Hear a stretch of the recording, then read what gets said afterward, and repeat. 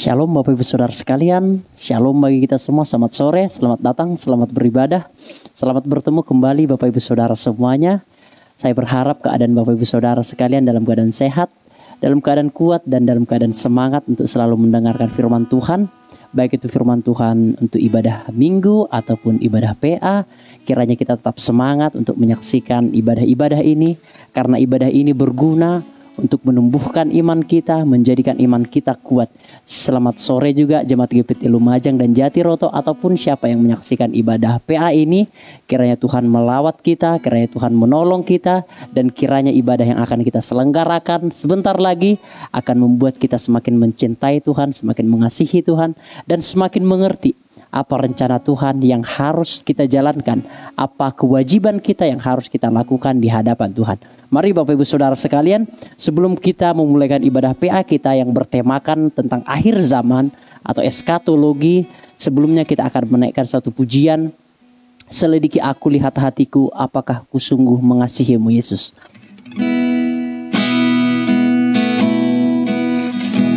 Terima kasih Tuhan, kami datang. Terima kasih Tuhan. Selidiki aku, lihat hatiku, apakah ku sungguh mengasihimu Yesus. Kau yang maha tahu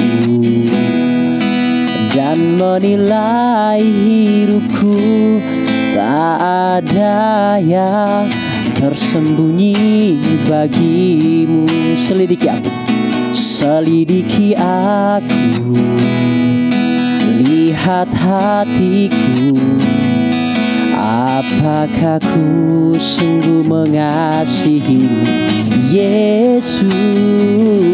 Kau yang maha tahu dan menilai hidupku, tak ada yang tersembunyi bagimu. Telah kulihat kebaikanmu yang tak pernah habis di hidupku. Ku berjuang sampai akhirnya kau dapati aku tetap setia. Telah kulihat kebaikanmu yang tak pernah habis di hidupku.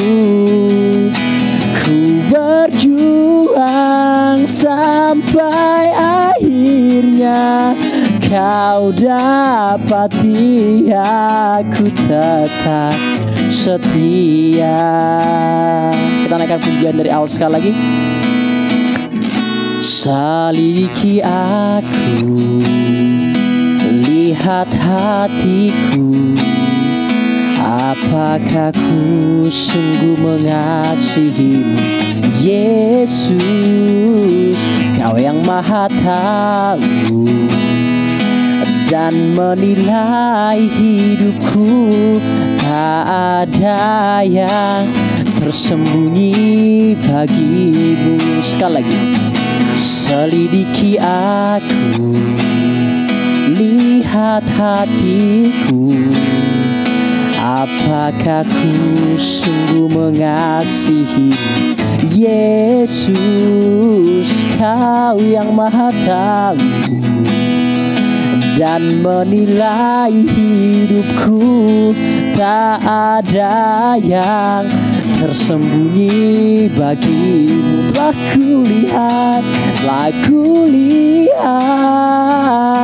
kebaikanmu yang tak pernah habis di hidupku. Ku berjuang sampai akhirnya kau dapati aku tetap. Setelah kulihat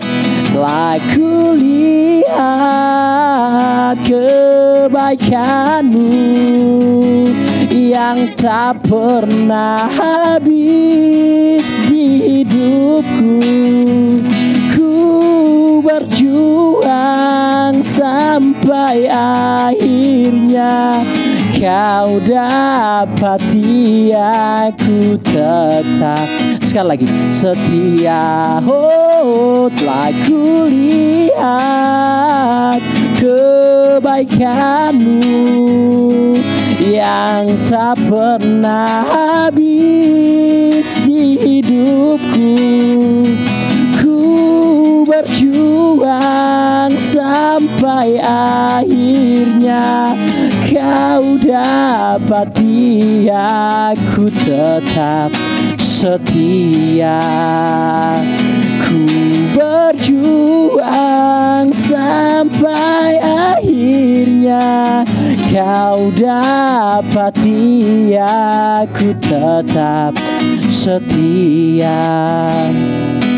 Ku berjuang sampai akhirnya Kau dapati aku tetap setia.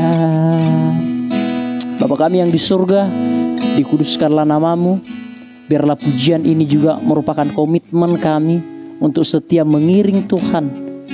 Dari mulai kami percaya kepada Tuhan sampai selama-lamanya kami tetap mempercayai Tuhan Yesus sebagai Tuhan dan Juru Selamat kami yang sudah menebus segala dosa kami dan yang sudah membayarkan segala kesalahan kami dan yang sudah juga memberikan keselamatan kepada kami.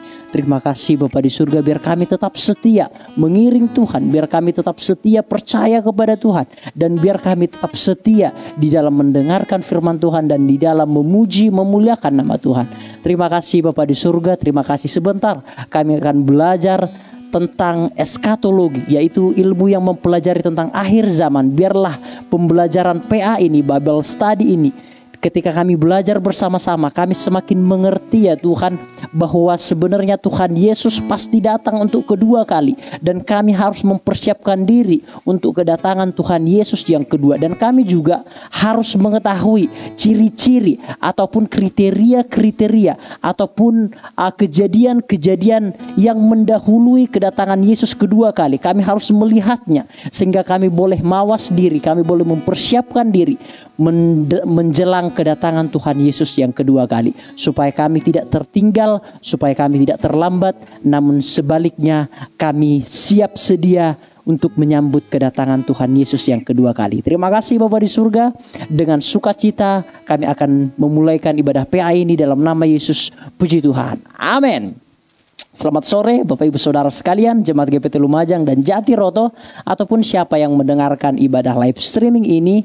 Selamat sore bagi kita semua, shalom bagi kita, salam damai sejahtera. Kiranya segala kemurahan, kasih karunia Tuhan, kekuatan, pertolongan Tuhan selalu melimpah bagi kehidupan kita semua. Mari Bapak Ibu Saudara sekalian, kita akan melanjutkan ibadah PA kita.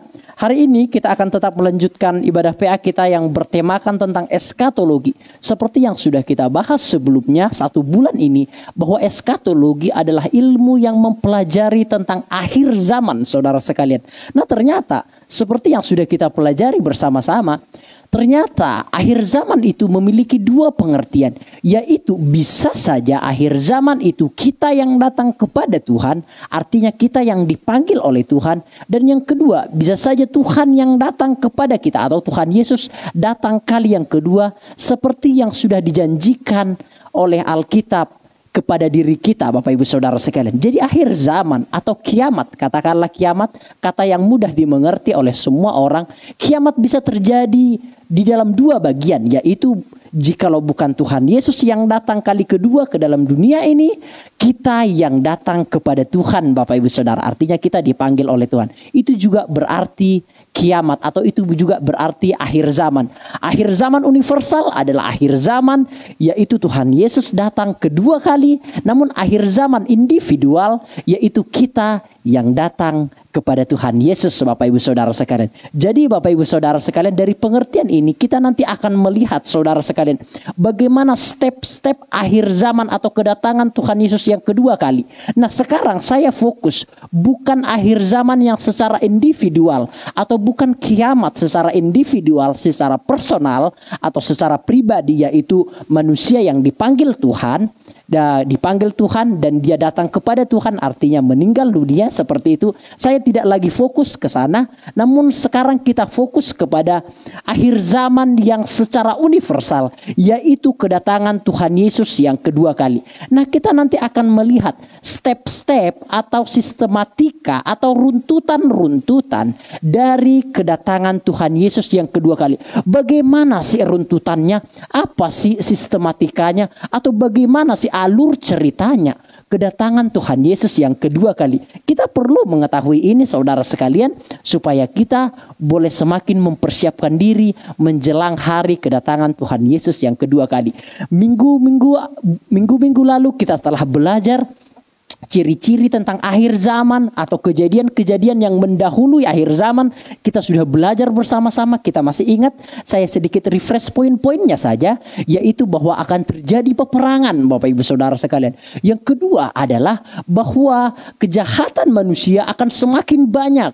Dan yang ketiga adalah kasih di antara semua manusia itu akan semakin sedikit Bapak Ibu Saudara sekalian. Dan yang keempat adalah bangsa Israel akan dipulihkan Bapak Ibu Saudara sekalian.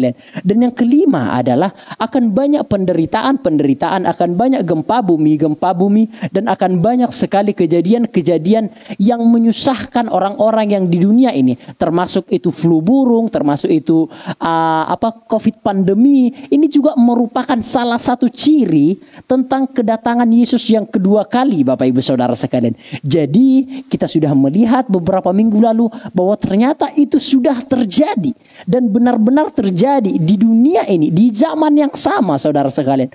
Ada terjadi banyak kelaparan, kasih akan sesama manusia itu semakin rendah, semakin sedikit, dan juga kejahatan semakin berkembang, terjadinya gempa bumi, terjadinya kelaparan, dan seterusnya. Dan juga ada nabi-nabi palsu Bapak Ibu Saudara sekalian, atau yang ingin merongrong iman Kristen atau ajaran-ajaran sesat.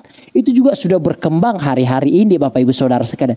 Nah, ini sudah terbuka Bapak Ibu Saudara. Saya tidak menakut-nakuti, no.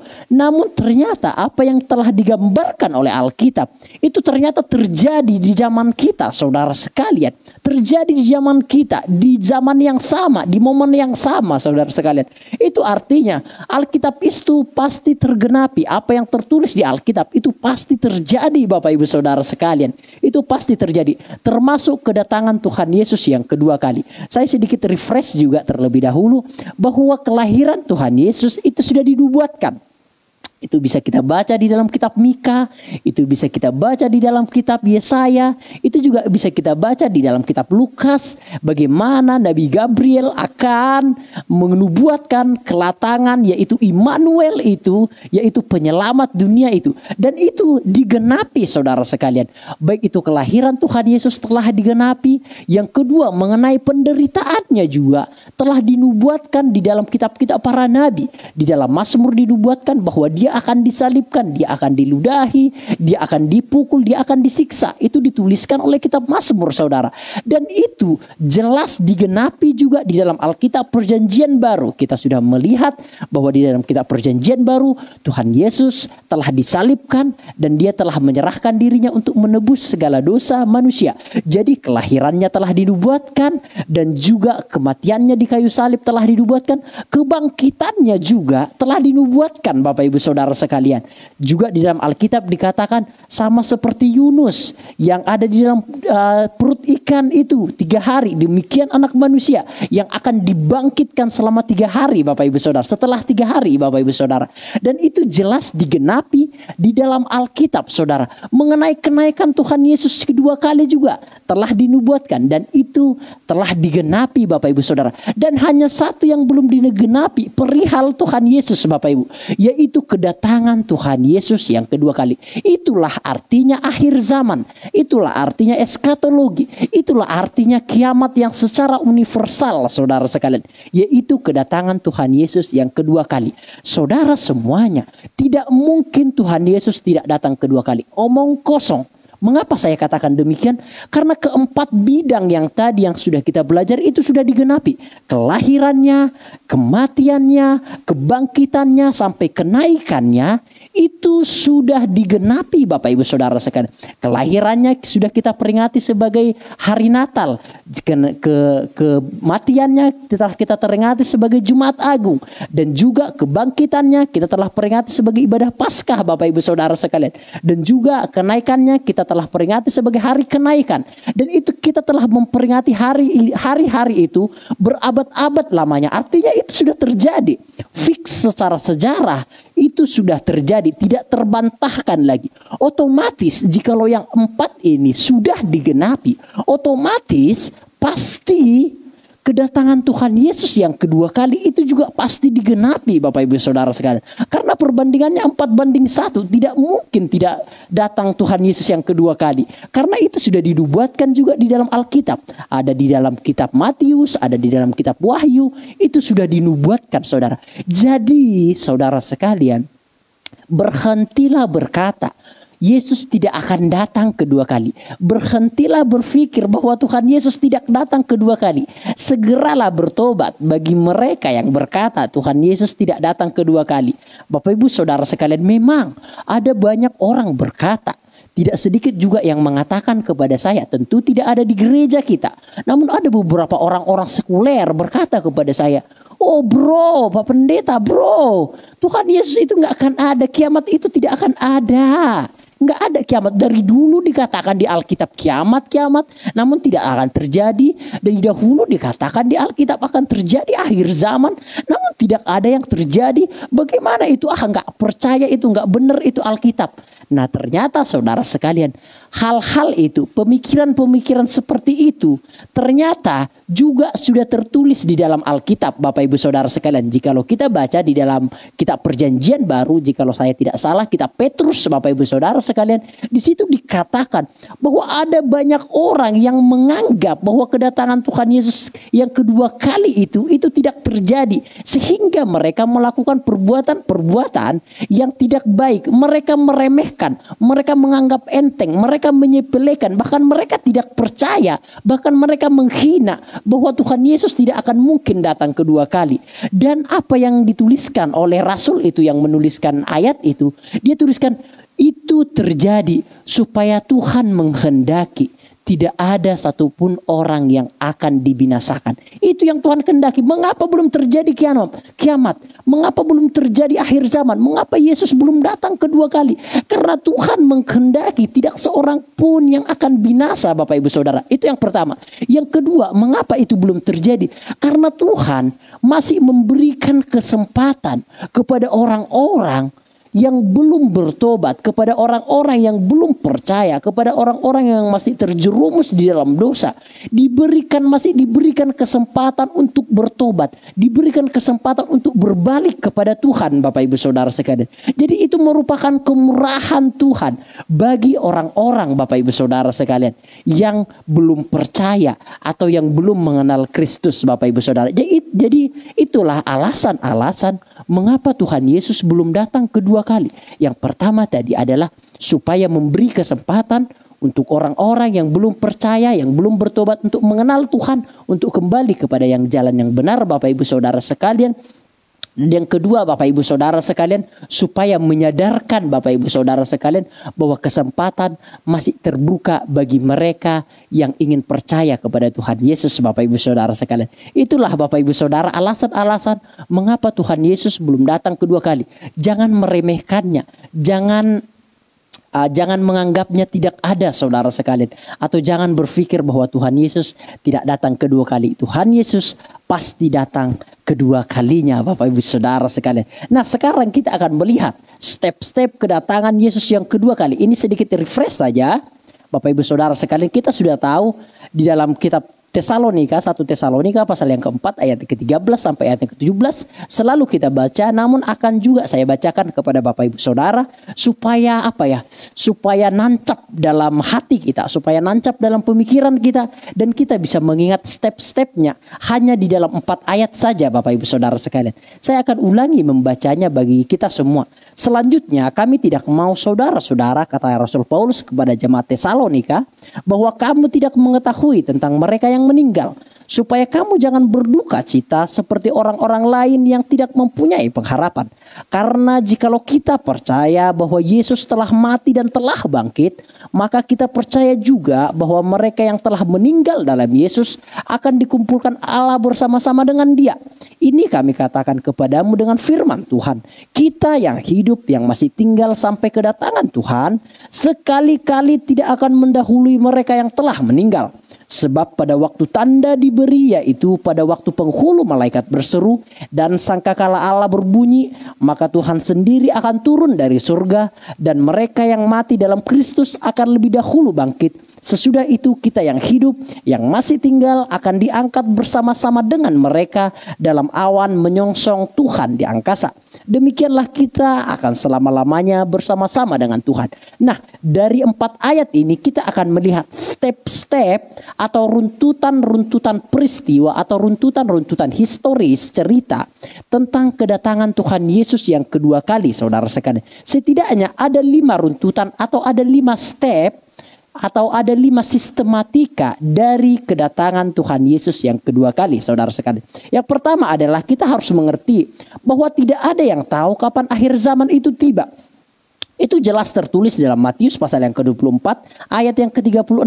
Tetapi tentang hari dan saat itu tidak seorang pun tahu, malaikat-malaikat di surga tidak tahu, dan anak pun tidak tahu, hanya Bapa sendiri. Jadi saudara, saya akan selalu mengatakan ini supaya kita tidak dibodohi oleh para pendeta yang berkata bahwa akan terjadi kiamat tanggal sekian, bulan sekian, hari sekian.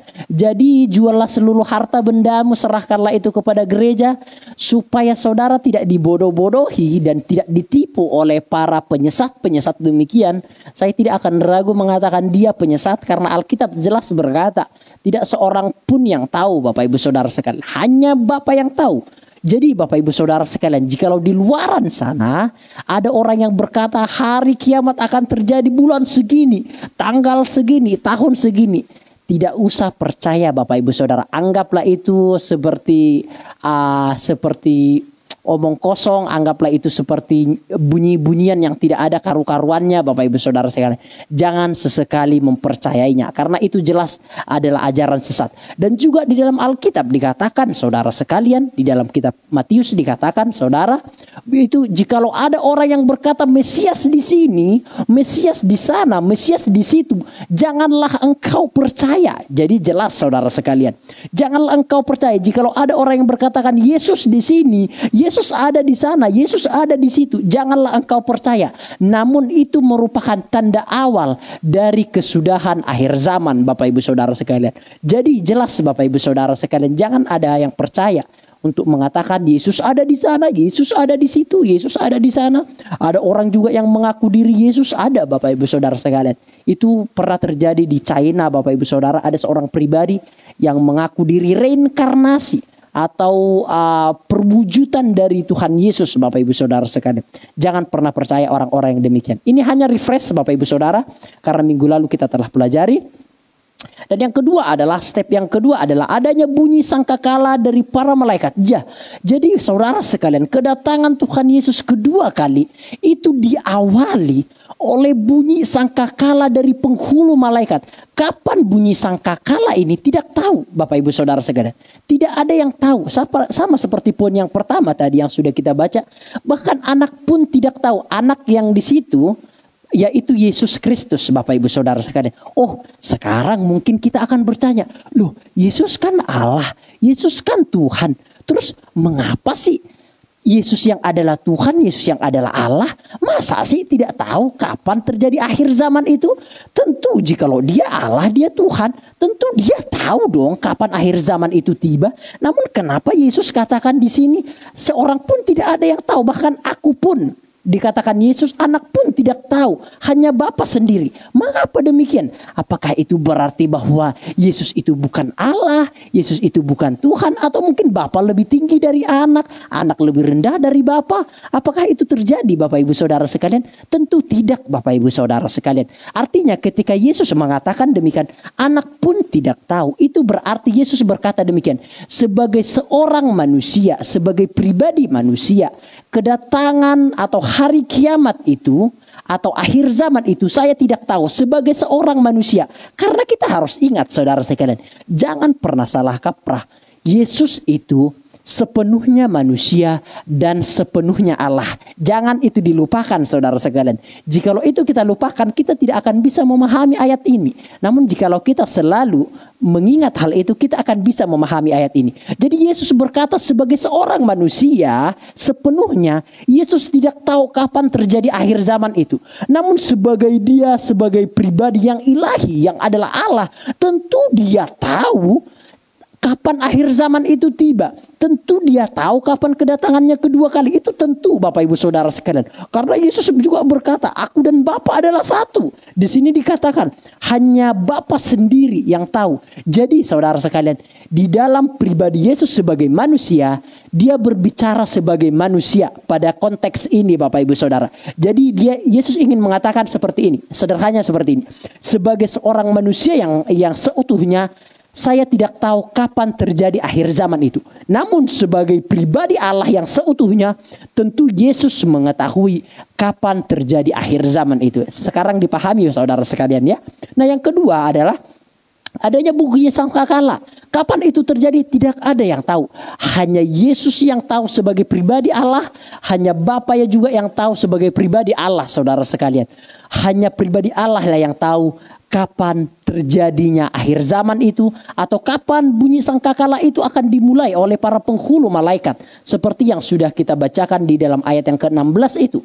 Sebab pada waktu tanda diberi, yaitu pada waktu penghulu malaikat berseru dan sangkakala Allah berbunyi, maka Tuhan sendiri akan turun dari surga. Tahu nggak sangkakala Bapak Ibu Saudara sekalian? Sangkakala itu seperti trompet Bapak Ibu Saudara sekalian. Namun biasanya itu terbuat dari tanduk hewan seperti itu. Bisa itu dari tanduk rusa Bapak Ibu Saudara sekalian, atau itu bisa dari tanduk hewan yang ada di Timur Tengah Bapak Ibu Saudara sekalian. Ada beberapa hewan yang mungkin tidak ada di Indonesia, namun tanduknya itu biasa digunakan untuk meniup satu bunyi Bapak Ibu Saudara sekalian. Bisa itu bunyi peperangan, bisa itu bunyi untuk beribadah, atau bisa itu bunyi untuk memperingati satu hari besar di Israel Bapak Ibu Saudara. Jadi ada bunyi-bunyi khusus Bapak Ibu Saudara sekalian. Dan termasuk itu bunyi sangkakala, yaitu bunyi khusus yang ditiupkan oleh penghulu malaikat untuk memulai hari akhir zaman itu saudara sekalian, atau hari kedatangan Tuhan Yesus yang kedua kali itu saudara sekalian. Bagaimana bunyinya? Tidak ada pernah yang mendengarkannya Bapak Ibu Saudara sekalian. Kira-kira bagaimana bunyinya bro? Kira-kira bunyinya seperti trompet Bapak Ibu Saudara sekalian. Kira-kira bunyinya seperti itu. Tapi tentu jikalau ini penghulu malaikat yang meniupnya, tentu saudara sekalian itu terdengar di seluruh dunia. Saya percayanya demikian Bapak Ibu Saudara sekalian. Karena itu merupakan warning. Karena itu merupakan himbauan bahwa kedatangan Yesus yang kedua kali telah dimulai Bapak Ibu Saudara sekalian. Telah hadir saudara sekalian.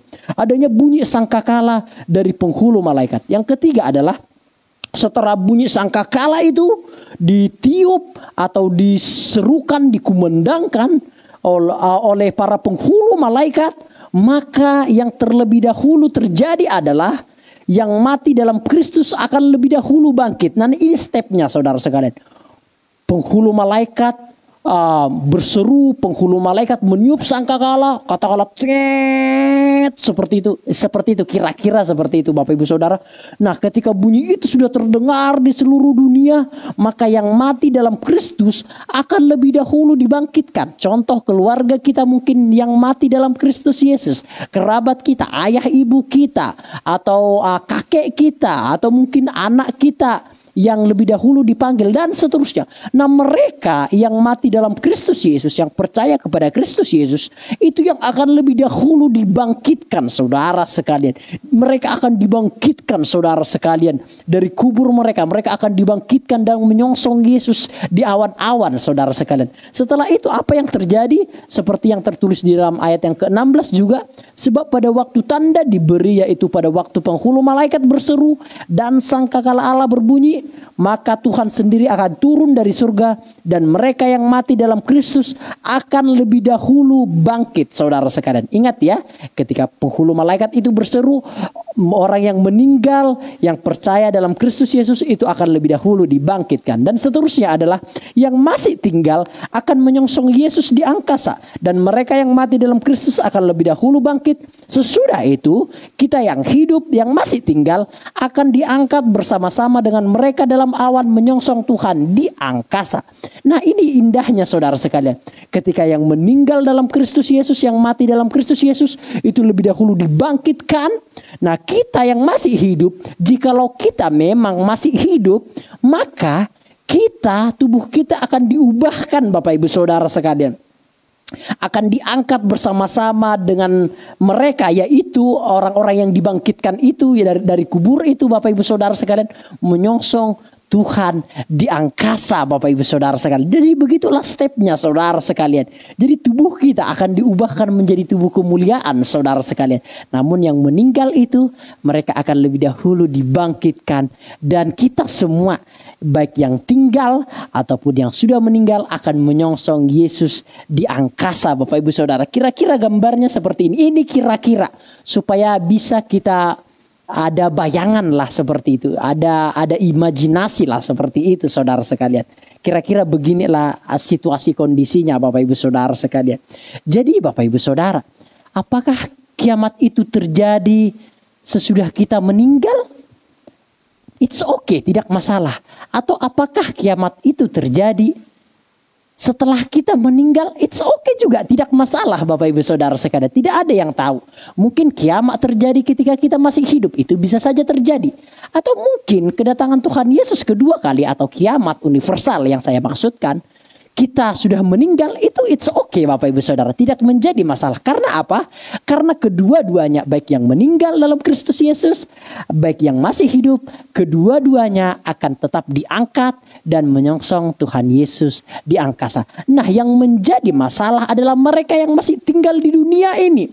Nah, ketika penghulu malaikat ini berseru kan nih, kira-kira berseru, ketika berseru dan yang meninggal itu dibangkitkan, dan setelah itu kita yang masih hidup juga akan terangkat menyongsong Yesus di angkasa. Nah, otomatis kan ada yang tinggal di bumi. Masih ada yang tinggal dong di bumi. Belum hancur bumi, Bapak Ibu Saudara sekalian. Belum hancur bumi, Bapak Ibu Saudara. Harus dimengerti. Ketika Tuhan Yesus datang kedua kali, kita semua akan diangkat, menyongsong Tuhan Yesus di angkasa. Masih terjadi kehidupan di bumi, Bapak Ibu Saudara sekalian. Itu Bapak Ibu bisa baca di dalam Wahyu pasal yang ke-20, Bapak Ibu Saudara sekalian. Saya ulangi, bisa dibaca di dalam Wahyu pasal yang ke-20, ayat yang pertama sampai seterusnya, Bapak Ibu Saudara sekalian. Nah, masih ada terjadi kehidupan di bumi ketika Tuhan Yesus datang kedua kali. Apa itu yang terjadi di bumi? Yaitu penguasaan antikristus, yaitu penjajahan antikristus, yaitu masa sepenuhnya antikristus, Bapak Ibu Saudara sekalian. 3,5 masa dan 3,5 masa, Bapak Ibu Saudara sekalian. 3,5 tahun dan 3,5 tahun, Bapak Ibu Saudara sekalian. Jadi itu nanti akan menjadi penguasaan antikristus. Namun sebelum kita masuk ke sana, Bapak Ibu Saudara, kita pelan-pelan terlebih dahulu. Kita masuk di dalam poin yang keempat ini, kita menyongsong Tuhan Yesus di angkasa. Nah, yang menjadi masalah seperti yang saya katakan, masih ada kehidupan di dunia ini, saudara sekalian. Saya akan melanjutkan ini. Kita fokus, Bapak Ibu, karena ini sedikit berat, Bapak Ibu Saudara sekalian. Ingat ya, yang meninggal akan lebih dahulu dibangkitkan. Kita yang hidup bersama-sama menyongsong Yesus di angkasa. Masih ada kehidupan di dunia ini. Masih berlangsung kehidupan di dunia ini. Nah, yang menjadi masalah adalah jikalau orang-orang yang ada di dalam dunia ini tidak memakai cap 666, baik itu di tangan mereka atau di dahi mereka, mereka tidak bisa membeli makanan, Bapak Ibu Saudara sekalian. Mereka tidak bisa membeli berinteraksi. Mereka akan kesulitan untuk mencari makanan, pakaian dan seterusnya. Mereka akan hidupnya menderita, Bapak Ibu Saudara sekalian. Masih ada terjadi kehidupan. Kehidupan masih berjalan, Bapak Ibu Saudara sekalian. Namun, mengapa kehidupan masih berjalan? Tuhan masih memberikan kesempatan, Bapak Ibu Saudara sekalian. Jadi, bagi mereka yang tidak memakai cap 66 itu, di dahi mereka atau di tangan mereka, mereka masih diberi kesempatan. Mereka yang bertahan itu tidak memakai cap antikristus itu, mereka akan juga nanti akan diselamatkan Allah dan akan bersama-sama dengan Tuhan Yesus di kerajaan 1000 tahun, Bapak Ibu Saudara sekalian. Kira-kira itulah gambaran sederhananya, Bapak Ibu Saudara. Masih terjadi kehidupan, Bapak Ibu Saudara sekalian. Masih terjadi kehidupan. Namun hanya sedikit orang yang bisa bertahan di dalam kehidupan itu, di dalam penguasaan antikristus itu. Hanya sedikit, Bapak Ibu Saudara sekalian. Bukan kecil kemungkinannya bisa bertahan. Karena ada banyak penyiksaan, tidak bisa membeli pakaian, makanan, dan seterusnya. Jikalau tidak memakai cap itu. Namun jikalau sudah memakai cap itu, maka otomatis dia sudah menjadi milik iblis. Atau milik antikristus, Bapak Ibu Saudara. Sehingga kemungkinan tidak akan mungkin diselamatkan lagi, Bapak Ibu Saudara sekalian. Namun kehidupan tetap berjalan. Karena Tuhan masih memberikan kesempatan bagi mereka yang ingin bertobat, Bapak Ibu Saudara sekalian. Namun hanya sedikit kemungkinan ada orang yang diselamatkan dari sana, Bapak Ibu Saudara sekalian. Nah, kita akan melanjutkannya, Bapak Ibu Saudara sekalian. Nah, setelah itu terjadi, kita terangkat di angkasa bersama-sama dengan orang yang meninggal dalam Kristus Yesus. Kita bersama-sama dengan Tuhan Yesus di awan-awan. Dan Bapak Ibu Saudara, seperti yang Alkitab katakan, demikianlah kita akan selama-lamanya bersama-sama dengan Tuhan. Nah, kata selama-lamanya, Bapak Ibu Saudara sekalian, tidak selalu berarti everlasting life. Atau tidak selalu berarti tidak akan ada lagi peristiwa, Bapak Ibu Saudara sekalian. Kita mempercayai atau di dalam doktrin Kristen, atau di dalam iman Kristen mempercayai akan adanya kerajaan 1000 tahun, Bapak Ibu Saudara sekalian. Memang beberapa orang tidak mengetahui atau tidak mempercayai akan adanya kerajaan 1000 tahun, Bapak Ibu Saudara. Namun mayoritas Kristen Pentakosta ataupun Kristen Protestan, beberapa dari kita itu mengakui akan adanya kerajaan 1000 tahun. Jadi Bapak Ibu Saudara, bagi hemat saya, saudara sekalian, ketika kita terangkat bersama-sama dengan orang yang meninggal itu dalam Kristus Yesus, menyongsong Yesus di awan-awan, kita akan bersama-sama dengan dia di kerajaan 1000 tahun, Bapak Ibu Saudara sekalian. Di kerajaan 1000 tahun memerintah bersama-sama dengan Tuhan Yesus, Bapak Ibu Saudara sekalian. Kita mempercayai itu. Hemat saya selama mempelajari teologi, Bapak Ibu Saudara, dalam pelajaran 4 setengah tahun belajar, kami diajari demikian, Bapak Ibu Saudara sekalian, oleh para dosen-dosen yang terpercaya, yang juga sudah menjadi hamba Tuhan yang profesional, dan yang juga sudah melayani puluhan tahun, Bapak Ibu Saudara sekalian. Jadi kita mempercayai akan adanya kerajaan 1000 tahun bersama-sama dengan Yesus di kerajaan 1000 tahun, atau bersama-sama dengan Yesus selama-lamanya, Bapak Ibu Saudara sekalian. Nah, sekarang saudara, kita sudah menyelesaikan kelima hal ini, yaitu step-step tentang kedatangan Tuhan Yesus yang kedua kali. Saya akan ulangi selalu. Yang pertama, bahwa tidak ada orang yang tahu kapan kedatangan Tuhan Yesus yang kedua kali. Itu yang pertama.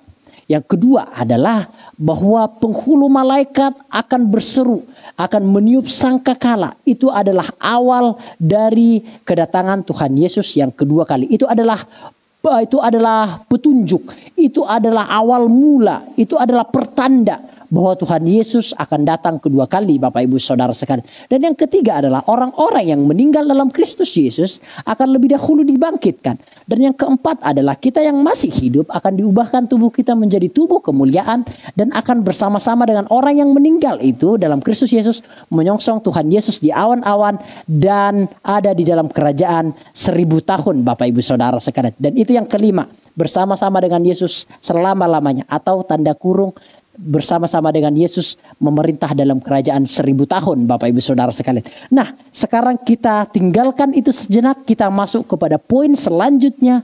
Kita akan membahas kerajaan 1000 tahun, Bapak Ibu Saudara sekalian.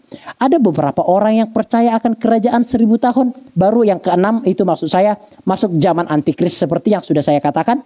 Ketika kita bersama-sama menyongsong Yesus di awan-awan, baru masuk penguasaan antikristus, Bapak Ibu Saudara sekalian.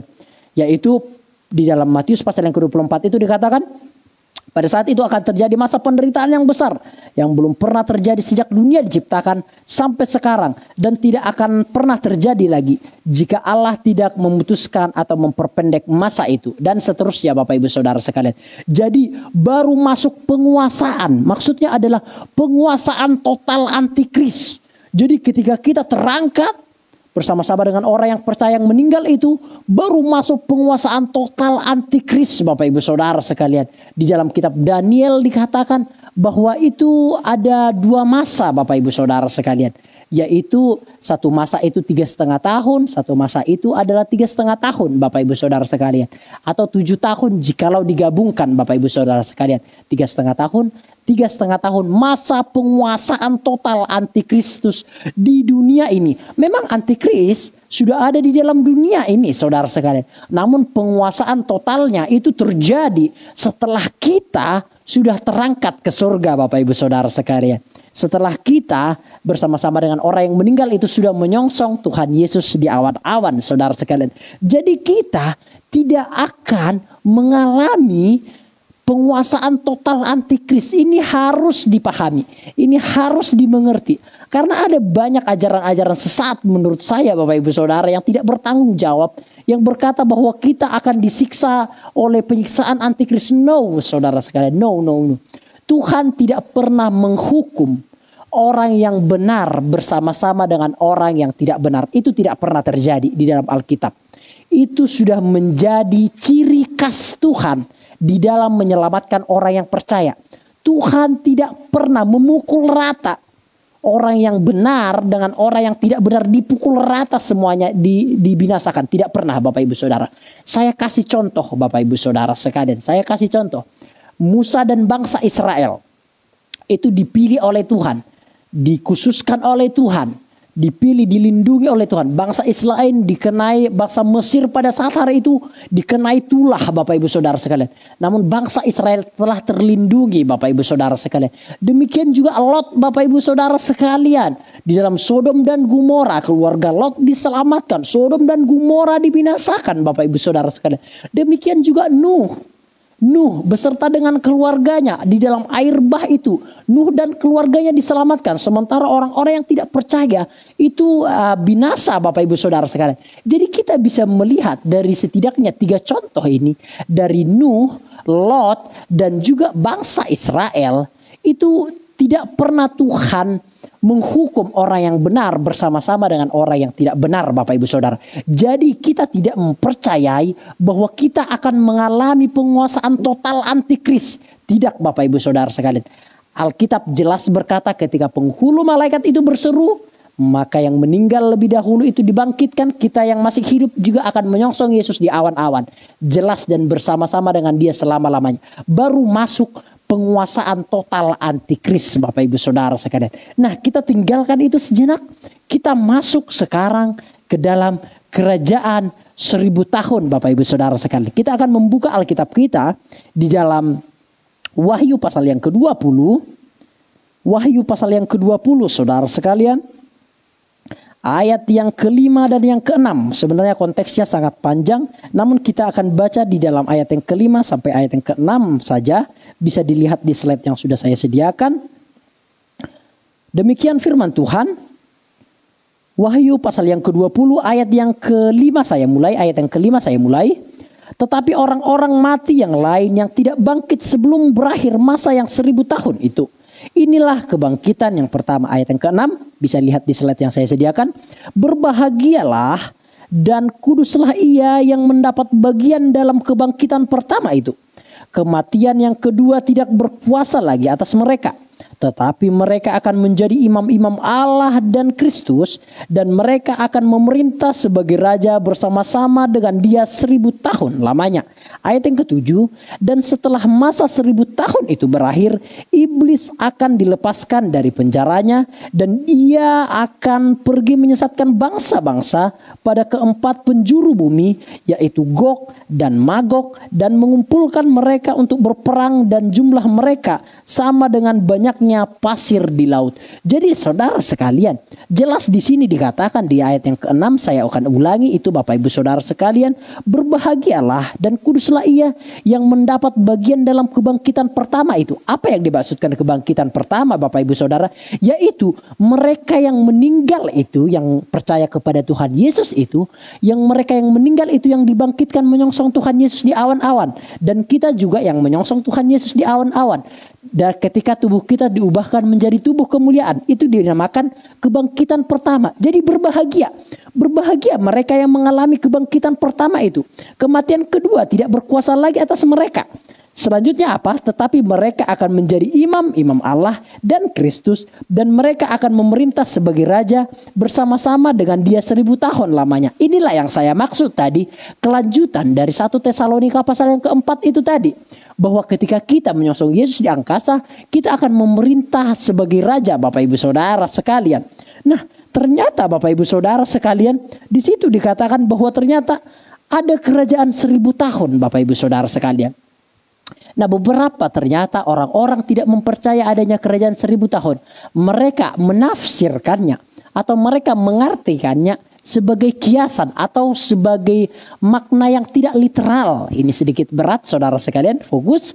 Jadi beberapa ternyata orang-orang Kristen menafsirkan atau mengartikan atau memaknai ayat 1000 tahun memerintah sebagai raja itu di dalam ayat yang ke-6 itu, mereka memaknainya sebagai kiasan. Mereka memaknainya sebagai metafora. Artinya sebuah waktu yang cukup lama itu nanti akan ada masa di mana kita dengan Yesus bersama-sama di dalam waktu yang cukup panjang. Istilahnya seperti itu, tafsirannya atau artinya seperti itu. Bukan literal 1000 tahun Bapak Ibu Saudara sekalian. Namun kita sebagai orang-orang Kristen yang fundamental Bapak Ibu Saudara sekalian, yang konservatif maksud saya, yang juga mendasarkan iman kita sebagai iman Kristen, yang juga mempercayai Yesus Kristus sebagai Tuhan dan Juru Selamat.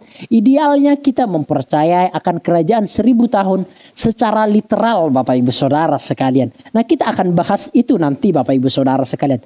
Nah, ada setidaknya 4 pandangan tentang kerajaan 1000 tahun Bapak Ibu Saudara sekalian. Fokus ya, kita akan masuk di dalam poin ini pelan-pelan saja Bapak Ibu Saudara sekalian, yaitu 4 pandangan itu. Yang pertama adalah, diikuti saja, nanti akan mengerti saudara sekalian. Mungkin awal-awal bingung, nanti suatu saat pasti mengerti Bapak Ibu Saudara. Diikuti saja ya. Yang pertama adalah post tribulasi, atau juga bisa dikatakan post tribulasi premilenialisme. Yang kedua adalah pre-tribulasi atau pre-trib. Atau yang pertama tadi adalah post-trib, yang kedua adalah pre-trib, yang ketiga adalah post-mil, yang keempat adalah amil Bapak Ibu Saudara. Apa sih itu bro? Apa sih itu Pak? Makanan apa sih itu? Bapak Ibu Saudara sekalian, sebentar, nanti akan mengerti Bapak Ibu Saudara. Kita akan mulai di poin yang pertama, yaitu post-tribulasi atau post-trib. Nah, post-trib yang dimaksud Bapak Ibu Saudara sekalian, yaitu adalah bahwa nanti Bapak Ibu Saudara sekalian, beberapa pandangan ini bahwa nanti, ini pandangan post-trib Bapak Ibu Saudara sekalian ya, fokus, ini pandangan post-trib bahwa nanti saudara sekalian akan masuk lebih dahulu penguasaan antikristus. Akan masuk lebih dahulu penguasaan antikristus selama 3,5 tahun, 3,5 tahun atau 7 tahun Bapak Ibu Saudara sekalian. Baru Tuhan Yesus datang kedua kali. Baru setelah itu masuk kerajaan 1000 tahun. Baru itu masuk penghakiman. Bapak Ibu Saudara sekalian, saya akan jelaskan. Tribulasi artinya penderitaan. Jadi bagi orang yang berpahaman post-tribulasi, premilenialisme, yaitu mereka meyakini bahwa semua orang akan mengalami aniaya antikristus, atau yang disebut juga dengan tribulasi Bapak Ibu Saudara sekalian, atau penyiksaan atau aniaya dari antikristus. Semua orang nanti akan masuk penjajahan antikristus, termasuk orang yang percaya, termasuk orang yang tidak percaya Bapak Ibu Saudara sekalian. Nah, mereka nanti akan masuk di dalam tribulasi ini saudara sekalian. Ya, sebentar ya. Oke, layar sentuh ya. Oke, nah Bapak Ibu Saudara sekalian, setelah mereka mengalami masa tribulasi itu, baru Tuhan Yesus datang kedua kali Bapak Ibu. Second coming Bapak Ibu Saudara sekalian. Setelah itu baru masuk kerajaan 1000 tahun. Nah setelah itu baru masuk penghakiman. Artinya adalah bahwa orang-orang yang jahat akan dimasukkan ke neraka dan orang-orang yang benar akan terangkat ke surga atau masuk di dalam kerajaan surga. Ini adalah pandangan yang orang-orang yang berkata, yang mempercayai bahwa semua manusia, baik itu orang yang tidak percaya atau orang yang percaya, akan mengalami masa aniaya antikristus Bapak Ibu Saudara. Tidak bisa membeli pakaian, tidak bisa membeli makanan jika tidak memakai cap 666 itu Bapak Ibu Saudara. Ada orang yang mempercayai itu. Mereka digolongkan post tribulasi Bapak Ibu Saudara. Ini pandangan Bapak Ibu Saudara, ini pandangan. Nah, apakah kita mempercayai ini Bapak Ibu Saudara sekalian? Hemat saya, pemahaman ini memiliki kekurangan Bapak Ibu Saudara sekalian. Tentu memiliki kekurangan. Karena apa? Seperti yang saya katakan Bapak Ibu Saudara sekalian. Seperti yang sudah saya katakan. Bahwa Tuhan tidak pernah menghukum orang yang benar dengan orang yang tidak benar secara bersamaan Bapak Ibu Saudara sekalian. Jadi bagi pandangan ini Bapak Ibu Saudara sekalian, masa aniaya dahulu baru Yesus datang kedua kali. Namun Alkitab berkata sebaliknya Bapak Ibu Saudara sekalian. Bahwa Tuhan Yesus datang kedua kali baru masuk masa aniaya atau masa penguasaan antikristus. Nah ini kekurangannya Bapak Ibu Saudara sekalian. Jadi bagi hemat saya pemandangan ini kurang tepat Bapak Ibu Saudara sekalian. Atau biasanya orang-orang Kristen yang konservatif Bapak Ibu Saudara sekalian, atau yang fundamental, yang mendasar, yang teguh imannya, tidak mempercayai pemahaman ini Bapak Ibu Saudara sekalian. Saya sendiri juga tidak mempercayai pemahaman ini. Nah kira-kira mengerti Bapak Ibu Saudara ya. Ini pemahamannya seperti itu. Yang kedua adalah dinamakan adalah pre-trib. Nah post-trib saya ulangi tadi adalah post artinya setelah. Post itu artinya setelah, tribulasi itu artinya adalah penderitaan, milenialisme itu artinya 1000 tahun. Jadi artinya adalah setelah masa aniaya baru masuk zaman 1000 tahun. Makanya ini dikatakan setelah masuk aniaya, penguasaan antikristus, baru Tuhan Yesus datang kedua kali, baru masuk kerajaan 1000 tahun. Nah Bapak Ibu Saudara. Jadi post artinya setelah, tribulasi artinya adalah penganiayaan atau penderitaan, premilenialisme atau milenialisme artinya adalah 1000 tahun Bapak Ibu Saudara sekalian. Nah yang kedua adalah pre-tribulasi, yaitu pre artinya adalah sebelum, tribulasi artinya seperti yang kita tahu adalah aniaya, milenialisme artinya adalah 1000 tahun Bapak Ibu Saudara sekalian. Jadi bagi pandangan ini Bapak Ibu Saudara sekalian, ini gereja, maksudnya adalah gereja. Gereja itu Bapak Ibu Saudara sekalian akan diangkat lebih dahulu. Nah ini seperti yang terjadi di dalam kitab 1 Tesalonika pasal yang keempat itu. Ayat ke-13 sampai ayat ke-14. 13 sampai ayat yang ke-17 itu Bapak Ibu Saudara sekalian. Ini pas ini Bapak Ibu Saudara. Gereja baru katakanlah yang tadi yang kita baca itu adalah bunyi sangkakala itu dibunyikan. Nah mereka yang meninggal dalam Kristus Yesus akan lebih dahulu dibangkitkan. Dan kita yang hidup akan juga diangkat. Nah terangkat rapture Bapak Ibu Saudara sekalian. Terangkat menyongsong Yesus di awan-awan. Nah setelah itu baru masuk kerajaan, baru masuk masa aniaya antikristus atau 3,5 tahun atau 7 tahun Bapak Ibu Saudara sekalian. Baru masuk aniaya antikristus Bapak Ibu Saudara sekalian. Nah setelah itu Bapak Ibu Saudara, baru itu masuk kerajaan 1000 tahun Bapak Ibu Saudara sekalian. Nah baru di sini adalah Bapak Ibu Saudara adalah pertarungan atau peperangan Bapak Ibu Saudara sekalian. Ada itu peperangan antara naga itu dan Tuhan Yesus itu berperang dengan juga para malaikat itu, ada peperangan nanti di sini. Namun ini tidak usah saya jelaskan. Ini sudah menjadi gambaran awal kita Bapak Ibu Saudara sekalian.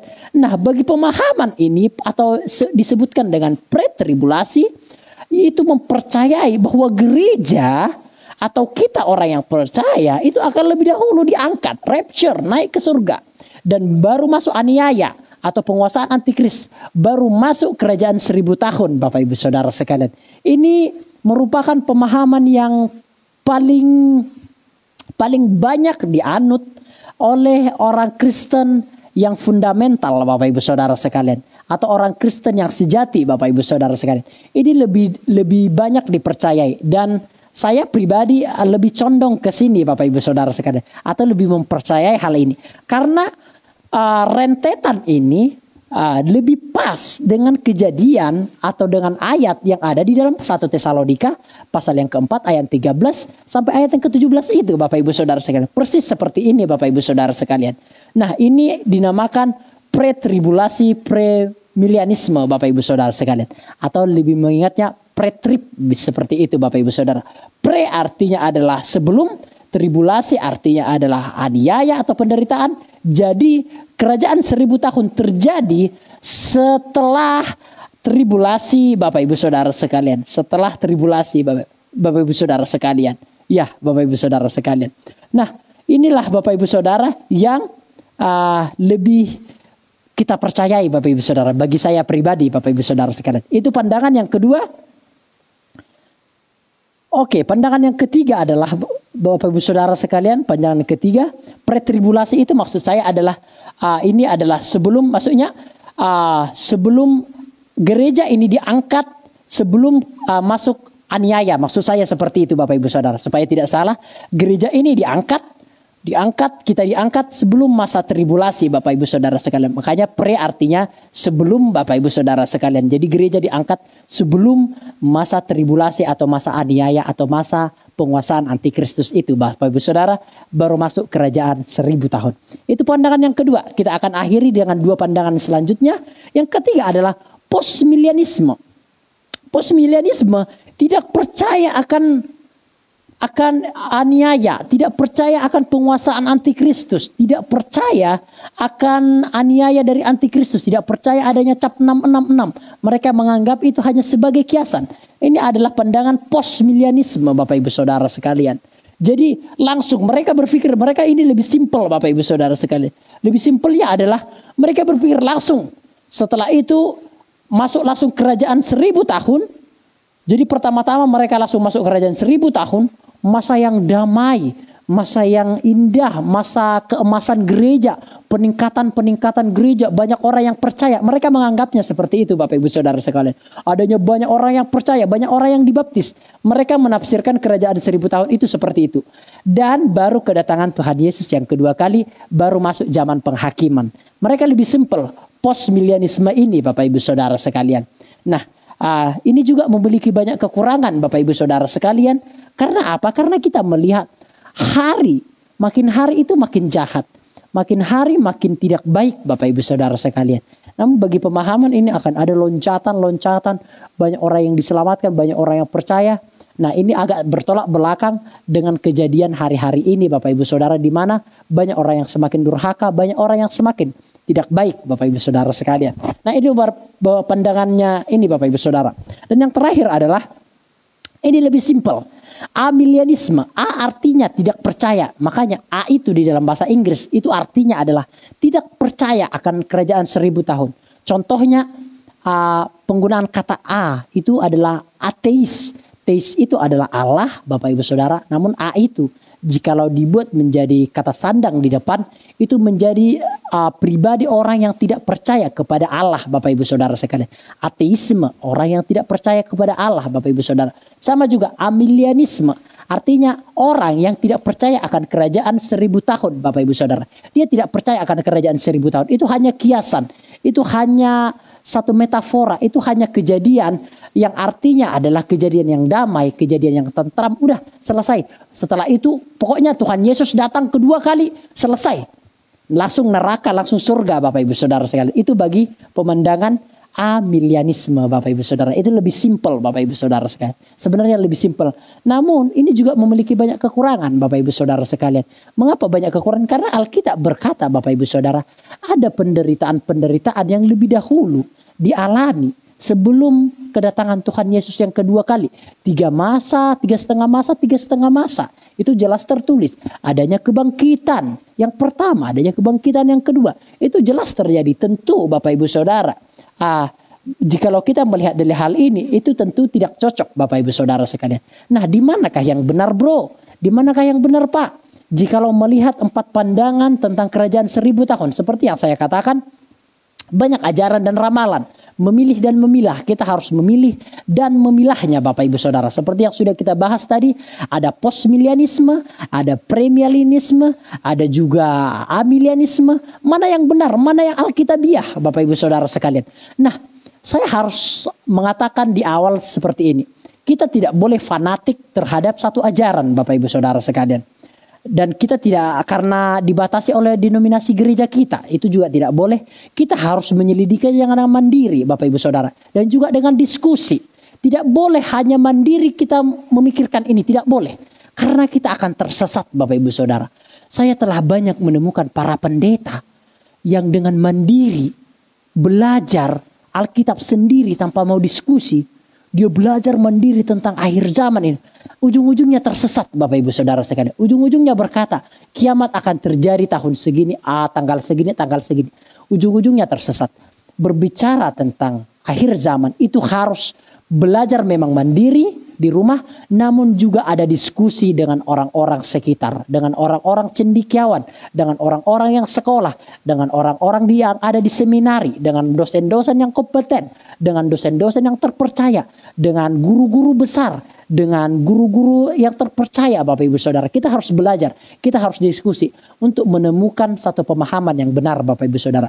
Namun selama ini Bapak Ibu Saudara yang sudah saya pelajari dan yang sudah orang mengajarkan kepada saya, baik saya belajar secara mandiri ataupun saya belajar ataupun orang yang mengajar saya Bapak Ibu Saudara sekalian, saya telah menemukan satu pemahaman bahwa ternyata pre-tribulasi, dispensasional, premilenialisme adalah pemahaman yang paling kokoh, adalah pemahaman yang paling bisa dipercaya, adalah pemahaman yang paling mendekati. Saya tidak katakan sempurna Bapak Ibu Saudara, no. Saya tidak katakan sempurna, namun yang paling bisa dipercaya atau yang paling mendekati Alkitab Bapak Ibu Saudara sekalian, atau yang paling sesuai dengan apa yang tertulis di dalam Alkitab. Sama seperti yang saya katakan, pre-tribulasi adalah bahwa ternyata gereja akan terangkat terlebih dahulu.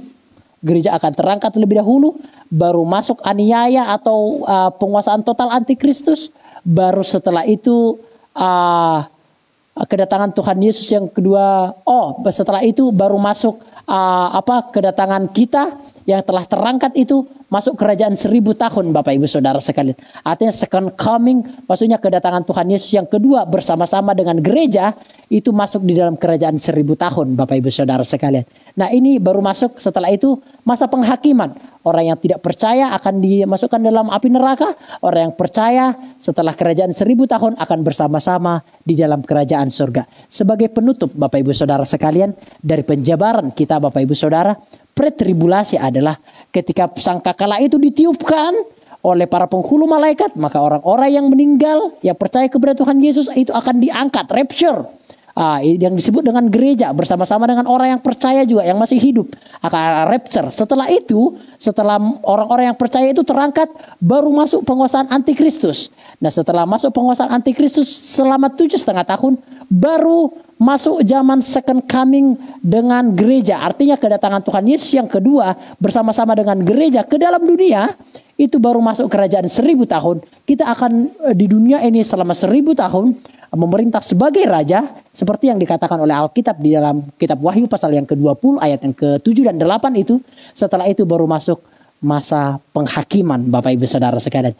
Itulah kira-kira yang paling mendekati atau yang paling banyak dipahami, dianut oleh orang-orang Kristen yang terpercaya pada umumnya Bapak Ibu Saudara sekalian. Nah, sekarang kita melihat dari kesemua hal ini kita telah melihat bahwa ternyata Bapak Ibu Saudara sekalian, kedatangan Tuhan Yesus yang kedua kali itu akan segera terjadi Bapak Ibu Saudara. Persiapkan dirimu, persiapkan hatimu, selesaikan tugas-tugas yang Tuhan tanamkan di dalam hatimu Bapak Ibu Saudara sekalian. Selesaikan tugas-tugas yang Tuhan tanamkan di pundak kita masing-masing dengan totalitas, dengan sekuat tenaga, dengan semangat, dengan segala kemampuan kita. Kita harus melakukan segala tugas-tugas itu supaya ketika Tuhan Yesus datang kedua kali, kita bisa bermegah diri, kita bisa berbangga diri karena kita telah melakukan segala yang kita bisa. Karena kita tidak pernah membuang-buang waktu. Karena kita tidak pernah menyia-nyiakan waktu. Karena kita telah melakukan segala yang terbaik. Segala yang bisa kita lakukan, segala yang kita miliki, kita telah lakukan di hadapan Tuhan. Sehingga kita bisa berbangga, sehingga kita tidak ada penyesalan lagi ketika Tuhan Yesus datang kedua kali. Amin, demikian firman Tuhan. Untuk hari ini Tuhan Yesus memberkati kita. Dan kita akan angkat satu pujian untuk mengakhiri ibadah ini. Saya sangat senang pujian yang tadi. Selidiki aku, lihat hatiku, apakah ku sungguh mengasihimu Yesus.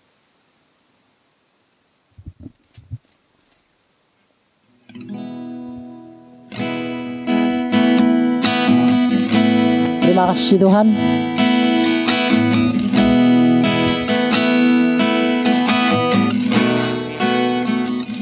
Selidiki aku, lihat hatiku, apakah ku sungguh mengasihimu Yesus. Kau yang maha tahu dan menilai hidupku, tak ada yang tersembunyi bagimu. Selidiki aku, selidiki aku, oh, lihat hatiku, apakah ku sungguh mengasihimu Yesus. Kau yang maha tahu dan menilai hidupku, tak ada yang tersembunyi bagimu. Telah kulihat kebaikanmu yang tak pernah habis di hidupku. Berjuang sampai akhirnya kau dapati aku tetap setia. Telah kulihat kebaikanmu yang tak pernah habis di hidupku. Berjuang sampai akhirnya kau dapati aku tetap setia. Ku berjuang sampai akhirnya kau dapati aku tetap setia. Berjuang sampai akhirnya kau dapati aku tetap setia.